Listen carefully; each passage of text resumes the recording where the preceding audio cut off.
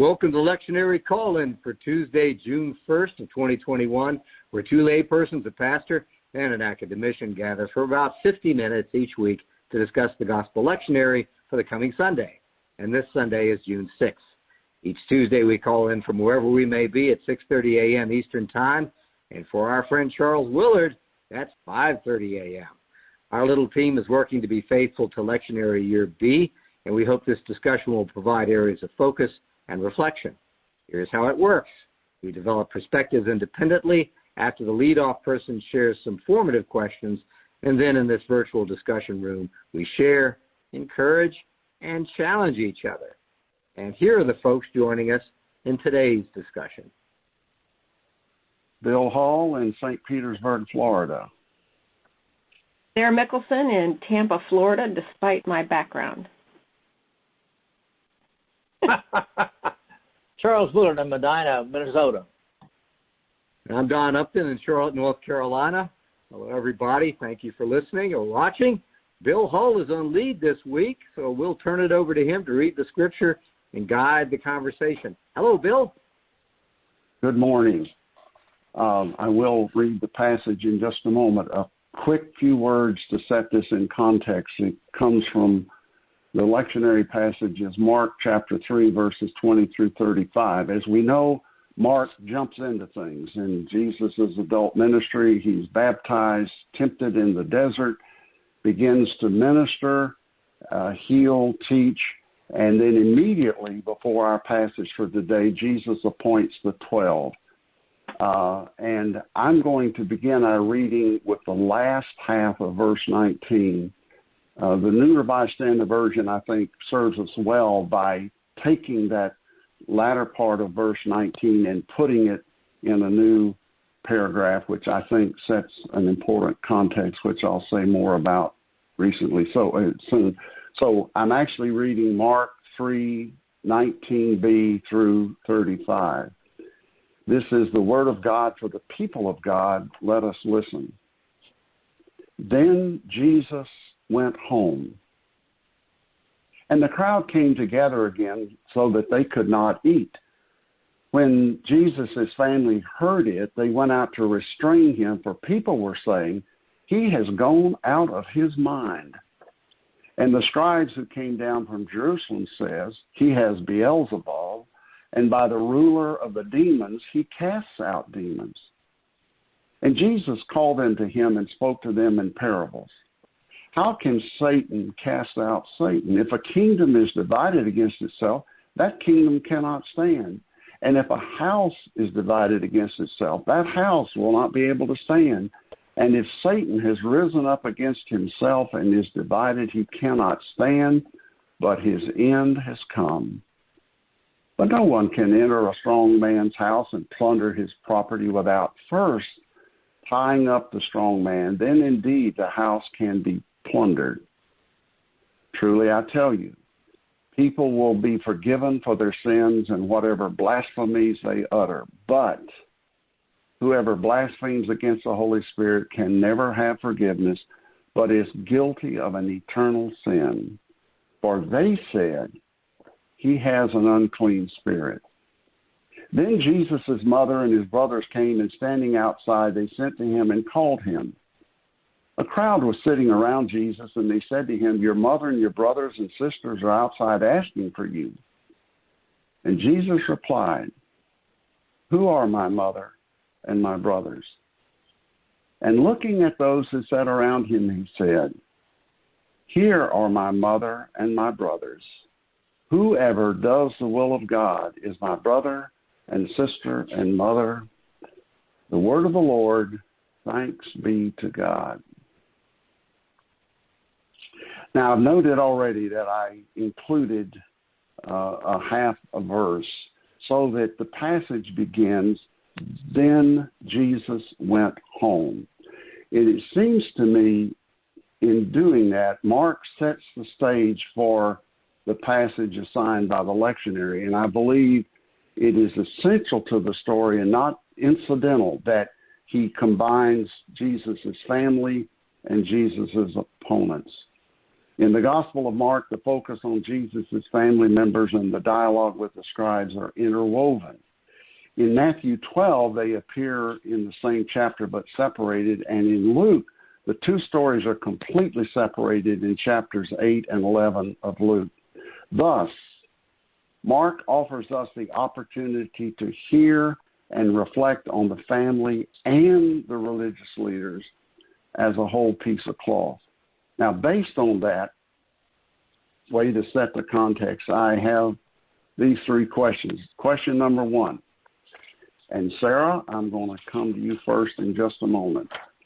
How does Jesus' family and how do the scribes in Mark, the scribes in Matthew, Pharisees, some others in Luke, how do the family and the religious leaders perceive and understand who Jesus is and what his mission is? What similarities and differences do you perceive between the two groups? Sarah? Well, I'm going to open with Jesus is working against expectations in this passage. And I don't know about you, but I find when I think about going home, I am suddenly a person who still lives there. So my brain steps backwards into the thoughts I was having when I last lived at home, the behavior I practiced when I was last living at home, the social interactions I had when I was last living at home. It's almost like I'm slipping out of my skin into the old me. That being said, I think Jesus is working against expectation on a lot of levels here. I think there are expectations coming from his family. There are expectations coming from the scribes and from the people that live there. So he acts unexpectedly in relationship to the social norms of the day. He behaves differently on the Sabbath than expected. He includes the people who would be considered untouchable, the ones pushed outside the society that are deemed unworthy and more threatening or most threatening. And I think this deliberate and inclusive behavior is perceived as socially aberrant and as evidence of madness. The scribes accuse him of being out of his mind. His family is standing outside. I like this language between inside and outside. His family is standing outside and seems to be reacting out of fear and concern for Jesus and his safety. The scribes standing outside are reacting to the social disruption out of fear as well. So I think both groups are responding because of fear. The second group, the scribes, the fear that they're responding to is about a loss of power and about sustaining themselves as the source of thought leadership for the community. I think they seek to regulate who is welcome to access God and who is not. And I think this flies in the face of what Jesus is about. So Jesus is about restoring nobility and honor, the sense of familial belonging to those who've been cast out. He elevates those who follow him, grafting them back into the family by seeing them, by speaking with them, by eating with them. It's embedded inclusiveness. It does not seem to be a comment so much about his slighting his family, but rather restoring wholeness to those who are deemed outside the family, bringing them back in, giving them a seat at the table, and reminding them that they are children of Israel and they are recognized children of God. And I think that's huge. And for that reason, I think both groups are responding in fear. Both groups want to control the optics of the moment. I think both groups want to convince Jesus that he's behaving in a way that's unacceptable. And yet he persists. And yet he does bring the family back into the fold, so to speak. And in our conversations around lost sheep, I feel like Jesus is seeking the lost sheep and bringing them back. And that's what he's doing. That's what he's about. And it was interesting to see the passage that way this week for me. Thank you, Sarah. Very eloquent. I wrote down the working against expectations and embedded inclusiveness. Thank you. Don, your thoughts on the religious leaders and the family and how they perceive Jesus? I'm working on the same concept Sarah is. Thank you, Sarah. You said he behaves differently. I would add disruptively. He's so different, he must be unhinged. And I want to apologize in advance because I think I'm going to use words like unhinged and crazy, which are not okay, not acceptable. But I think in the context of the propaganda that's being laid out, that kind of terminology probably fits with what people are trying to do with Jesus and to Jesus. I'm not sure if the scribes perceive the mission here at all. They may only see the disruptions, which were probably true. Through their lenses, this person is disrupted. And the results created this perception. They also seem to use the approach of testing the perception by accusation, which is common today. You state a conclusion and then see what happens. He's in league with, he is. There's an implied question at the end of it. He's in league with Beelzebub. Am I right? Aren't you? There's an inquisition, an inquiry, putting everyone on edge. You're with him or you're not. Are you or aren't you? Another approach that's being used here is to make a statement with authority or raise a question with authority. So it's just as simple as, I know this to be true. Now, whether you absolutely believe the person that's saying it or not, it raises a sense of doubt or risk in their minds. What I'm thinking about is the colloquialism that we all use now, which is, where are you from? Or where I come from, it's where are you from? Or where are you from? Where are you from? And that question is family, culture, mission. Who's your ruler? What's your ethic? What's your wealth? What's your religion? Where are you from? It's similar to, where are you coming from? That works with Jesus. Where is he coming from? Where is he from? What town is he from? Who trained him? And to the crazy talk, what planet is he from? Which I think is getting to the gospel. Because I think they want to clean up a big mess by a declaration or some kind of planting of a seed of doubt. Not just to make people doubt, but to take them all the way to say, this isn't okay. They want to create introspection about being an outsider or hanging out with an outsider. So it's really important that he be made an outsider. And Jesus is swarmed, I think, all through this gospel, Mark, the facts of life on earth, the unique behaviors of the individuals who come to see him and follow him, and most of all, the destructive power of all the propaganda and the guilt by association that's floating around him everywhere he goes. All through the Gospels, plural, all the Gospels. And this idea of guilt by association with him takes you all the way to his arrest and his capture, and the guilt by association with others. We see that with his disciples when they flee when Jesus is arrested. The events taking place also could be, I think, colored by the attention Jesus is getting. If the passage about Beelzebub is the core of the argument, which I think it is, then I'm going to assume the decision was made to ignore anything good at all coming out of the encounters with Jesus and just brand him as in league with the consensus opposition. And if that doesn't sound as familiar in the 21st century, I don't know what does in the gospel. That's the way we behave. He's not in league with confusion or failure or recklessness. He's in league with a base of power, and they're not on our side. And finally, as for the family, they seem to care about Jesus' life and well-being, but the disruption has reached their door, their dinner table, so they're in, to some degree, in this problem. And it is their neighborhood and their village. And the domestic layers of conflict must be complicated beyond all understanding.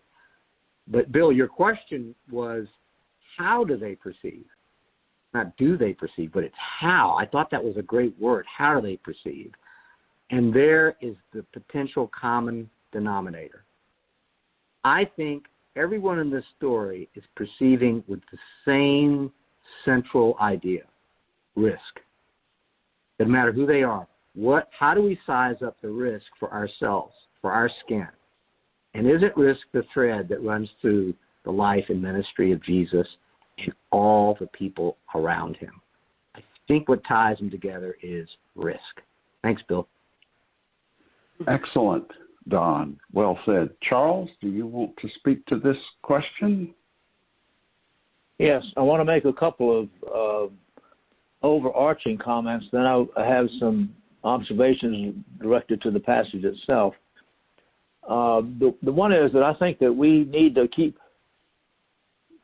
reminding ourselves that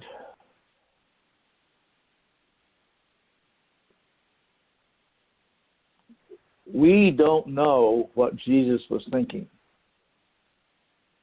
I'm going to repeat that. We don't know what Jesus was thinking. We don't even really know what Jesus said.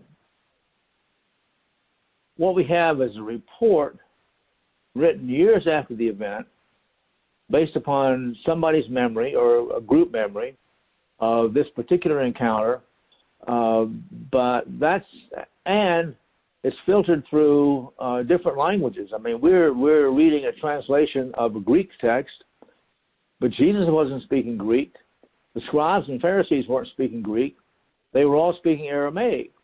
And I think that to imagine that we have a clear sense of what Jesus said, and even more dubiously, a clear sense of what Jesus thought and intended when he said what he said, all those are unknowns, and they're assumptions we make that the text here is an accurate representation of what Jesus thought. It wasn't.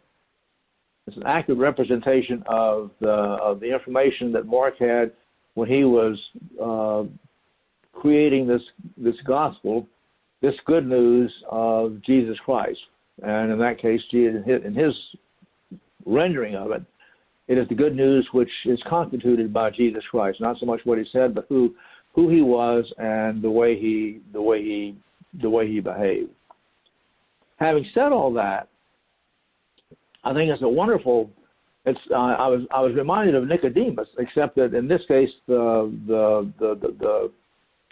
antagonists and the protagonists are flipped. Jesus is the one who is reminding the scribes and Pharisees that if it is the way that they are saying that it is, they've got it all screwed up. It's all turned around, because the demon can't be against the demon. It doesn't work that way unless you make it mess up, which is not what the scribes and the Pharisees want it to be.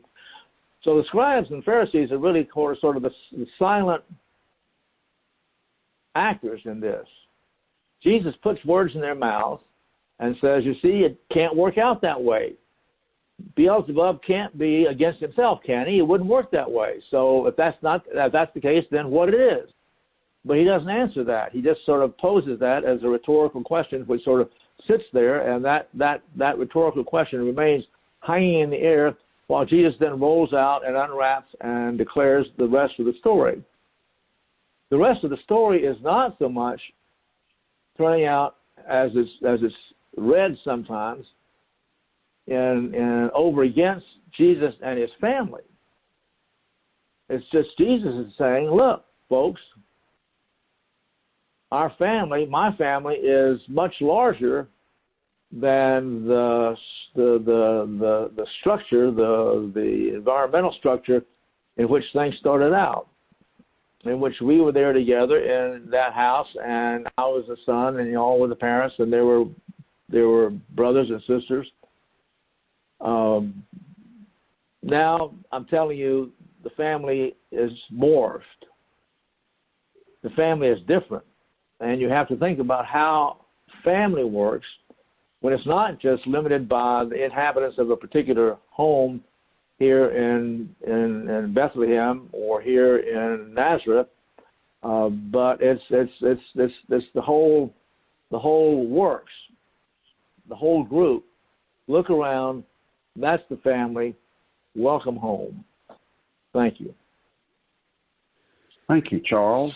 And I will just add a couple of things, because actually what my colleagues have said is, I don't need to repeat that. It's interesting how in many ways we're in our own way picking up on the same thing. I will just add that clearly both groups, the family and the religious leaders, are troubled and fearful, but for somewhat different reasons. The family, I think you picked up on this, Don, they really were concerned about Jesus. I think it's genuine as the story is narrated here. They were worried that other people were saying, Jesus is crazy, he's gone out of his mind. And one of the commentators I read said, I'm going to be kind to the family. There's something very human about being concerned about how a family member is acting and how that action is being perceived. The scribes, Pharisees, or in Luke they're referred to as others, interestingly, they focus on the healing of demons. They don't talk about physical healing and the content of Jesus' message. They focus on one particular thing, maybe where they thought Jesus was most vulnerable. Here he is healing somebody of a demon, and he must be in league with Satan if he can do that. And so they resorted to name-calling. If you have access to the Christian Century, in this most recent edition, June 2021, there's an article by Joanne Post that's very powerful about the power of name-calling and how we try to silo people with our name-calling. And, Don, I looked at our notes for 3 years ago, and you made, this is a quote from you, that labeling and demonizing others is shallow and limiting.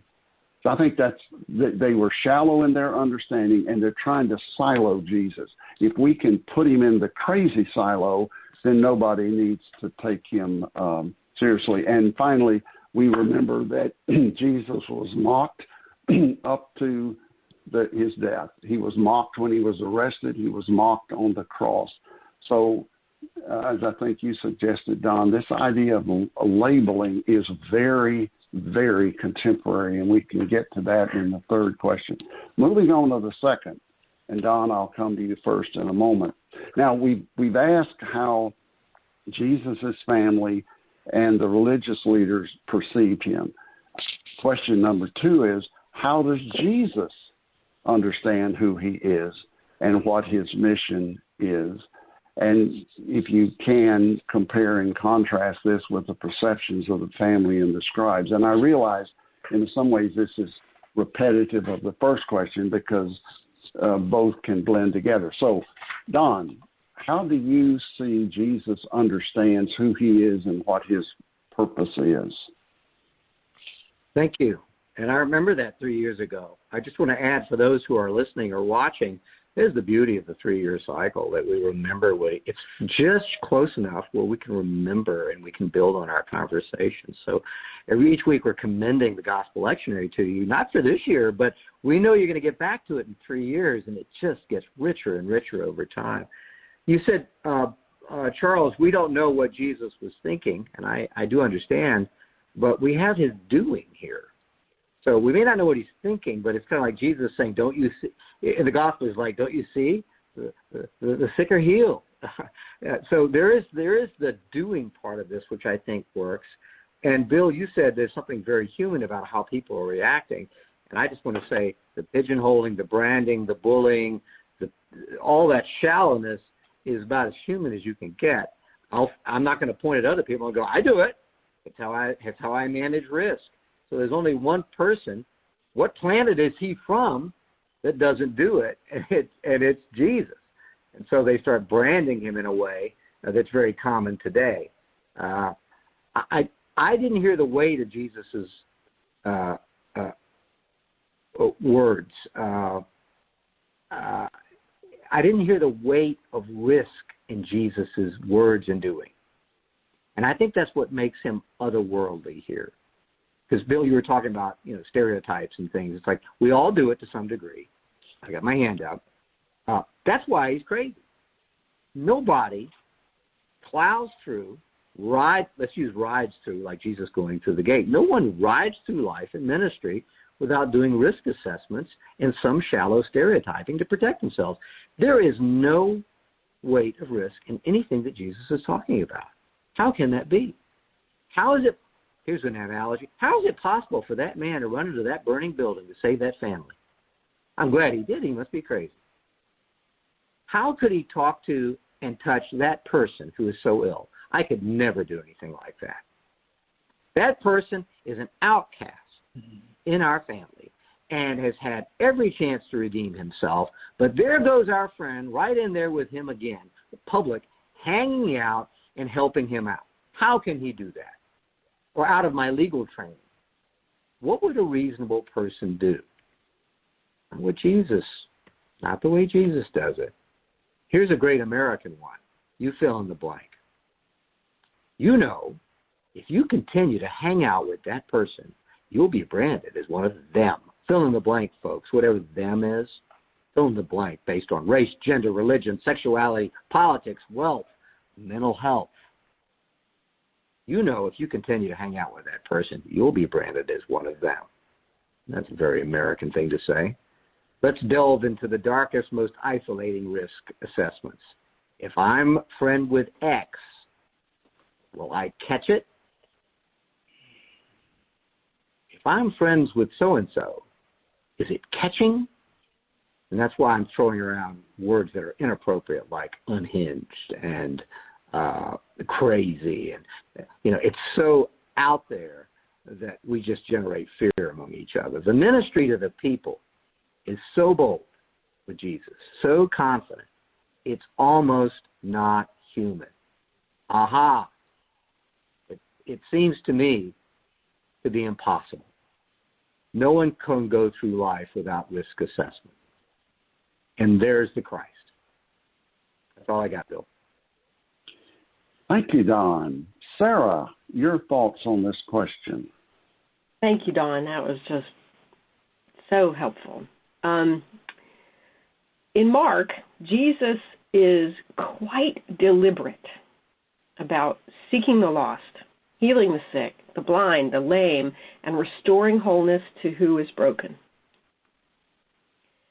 It seems to me, in talking about risk analysis, that for Jesus, that cost of reaching out to all of those who are lost and bringing them back home is the most important thing that he can do. It's more important than caring about what people think about him. It's more important than how he might be perceived. So I think about, I think we all have had some sort of experience with having people around us remind us that our behavior is outside the boundaries of risk. My younger brother was born with some, I would say at the time they diagnosed it as mental retardation. I think that's a sliding scale of understanding, kind of like the autism spectrum. It's very similar. And people would intentionally walk away from him when he came to the park to play at 4. And the perception was is they could visibly see he was different, and they didn't want their children playing with one of those because somehow it would be contagious. So I think that was observation 1 in my young 6-year-old mind going, I don't understand, because he's a ton of fun, and I love him to death. And so I became fierce to protect him. I think Jesus is doing the same thing here. I think it's funny how the human construct of social order seems to work outside the mission and will of God at this point. I think fear and insecurity are presented by both his family and the scribes, and they're driving forces that are working against the kingdom of God and the mission of Christ. And my question would be, does anybody have the responsibility of regulating access to God? Has anybody been given that responsibility? Or do we just assume it's our job? Kind of like parents assuming that a contagion might come to their child and retardation might be something they could acquire, like chickenpox. And I think mental illness falls into this category. I think alcoholism falls into this category.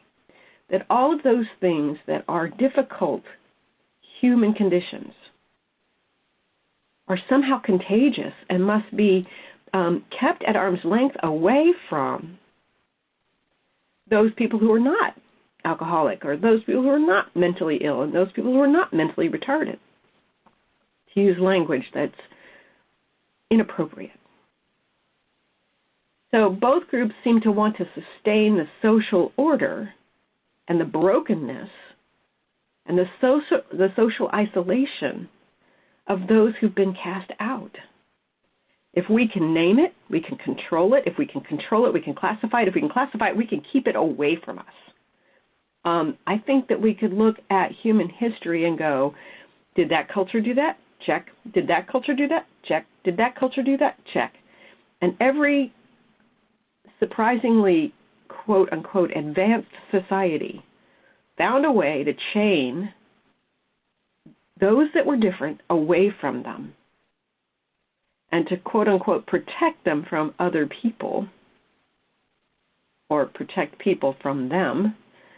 I'm thinking of Legion. I'm thinking of the woman who has a bleeding disorder that has bled for years. All of those people are considered unclean and they're kept away and they can't access God. And Jesus is here to shake that order up and say, no, no one has the right to withhold access to God from anyone. Period. So I think Jesus is very clear about who he is, what his role is, and the pain he sees in those people outweighs the social risk that he carries.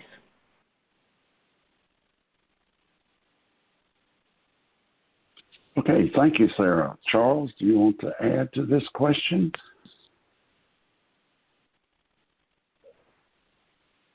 Just a minor observation. I've been thinking about Jesus and his identification of his family, and I think that the mistake that's sometimes made in looking at that is thinking about it as an either or rather than a both and. And I think what this text does is to talk about a way in which Jesus is able to effectively recognize that his family is not either or. It's not either the ones that I grew up with or all these others, but it's both and. And his work is to enable those on the inside to recognize that those on the outside are part of this larger family that Jesus is recognizing and declaring by his activities, by his reaching out and providing healing and support and understanding and food and love and acceptance. That it's and the nice thing about it is it doesn't run out.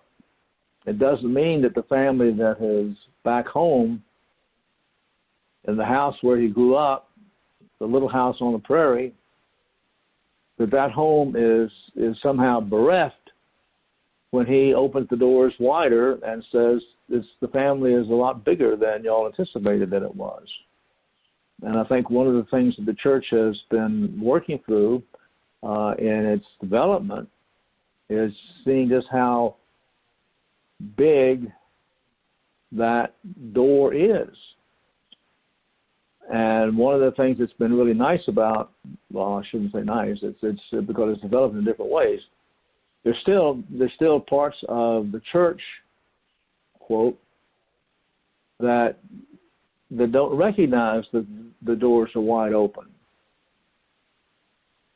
There's certain parts of Christianity that don't recognize that the doors are wide open. It's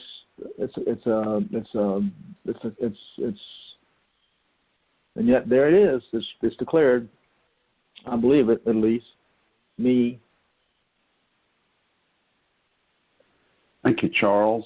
Building on your comment about both and, what strikes me is that Jesus defines true discipleship as doing the will of God, not by adhering to all the social norms of either his biological family or the religious communities. I'm, in a sense, repeating what you said, Charles. It's a much broader thing than that. And so we have and Don, you talked about we all name call and so forth. We all do what I'm about to say. We can either make human obligations our priority or doing the will of God. And that's a struggle. That's not easy, and it is both and. Obviously, Jesus was available to anyone in need, no matter how that person was perceived by our society and how they may have been ostracized. And it's clear that Jesus, and this is repeated throughout the gospel narratives, Jesus called people to account for their accusations. The parable about a king divided against, he challenged people. You said this, okay, let's think about it. What's the logical conclusion if you spin that out? That's to both people of faith and those who don't believe. It's what is it you said, and does it make sense? And to use a modern contemporary term, Jesus consistently spoke truth to power, to the religious leaders, political leaders, to his own family, and to others. And another contemporary concept in psychology is that this importance of differentiating ourselves from our parents. You need to become your own person. Again, very difficult to do. And I've quoted this proverb before. The best two gifts as parents we can give our children are roots and wings. Both and, roots and wings. Third question. How does this passage inform, change, and shape your understanding of who Jesus is and what we are to do as his followers today? Don, I'm repeating you, name calling is still the primary tactic of those who feel their power and prestige is at risk. And pick your favorite label. And across the political spectrum, we label and name call. And the church is still called to speak truth to power and to measure ourselves by Jesus' test of true kinship. Whoever does the will of God is my brother and sister and mother. I love that personal family language. I am the brother of Jesus Christ. Sarah, you are the sister of Jesus Christ. That's powerful language. Now, brothers and sisters can sometimes spar with each other, and sometimes they do. But we are a part of the family of God. And this passage from Mark focuses on authority and leadership. It is noted in various places that Jesus spoke as one who had authority. I think we are yet to fully understand the kind of authority that Jesus spoke with. He humbled himself, took on the form of a servant, became obedient even to death.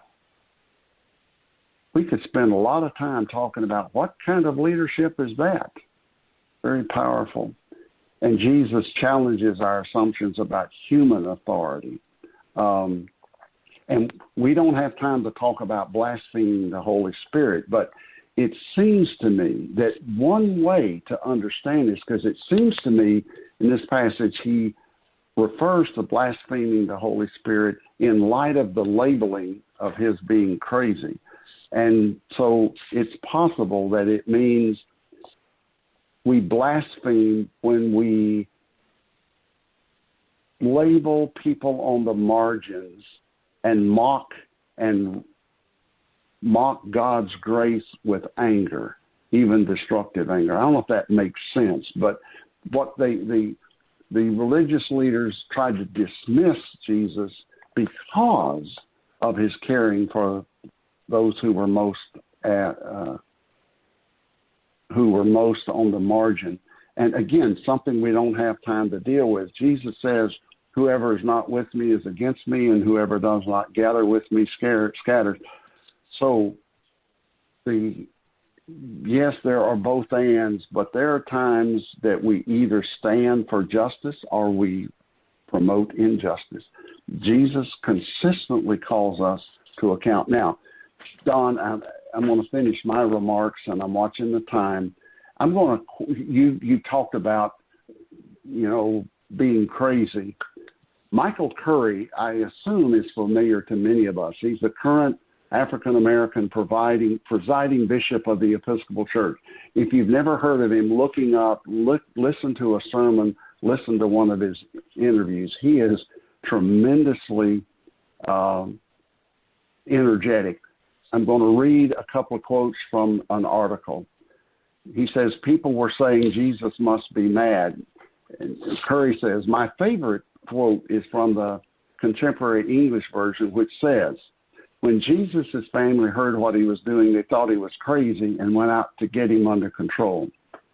He goes on to say, forgive me for saying it this way, but Jesus was and is crazy. And those who would follow him, those who would be his disciples, those who would live as and be the people of the way are called and summoned and challenged to be just as crazy as Jesus. So I want to speak on the subject. The title of his talk is, We Need Some Crazy Christians. How's that for a title? Crazy enough to dare to change the world from the nightmare it often is into something close to the dream that God dreams for it. Powerful. Sarah, any thoughts on how this speaks to you in the church today? It challenges me to think about who I've sought to separate myself from.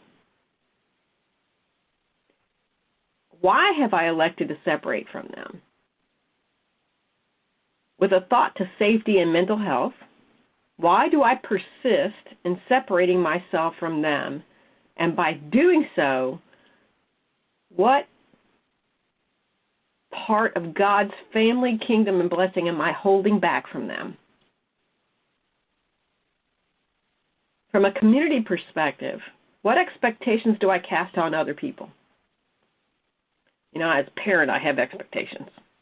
I have expectations for my children, that they will dress appropriate to the situation, that they will speak appropriate to the situation, that they won't step up and look in a way at someone and bring shame on our family. That being said,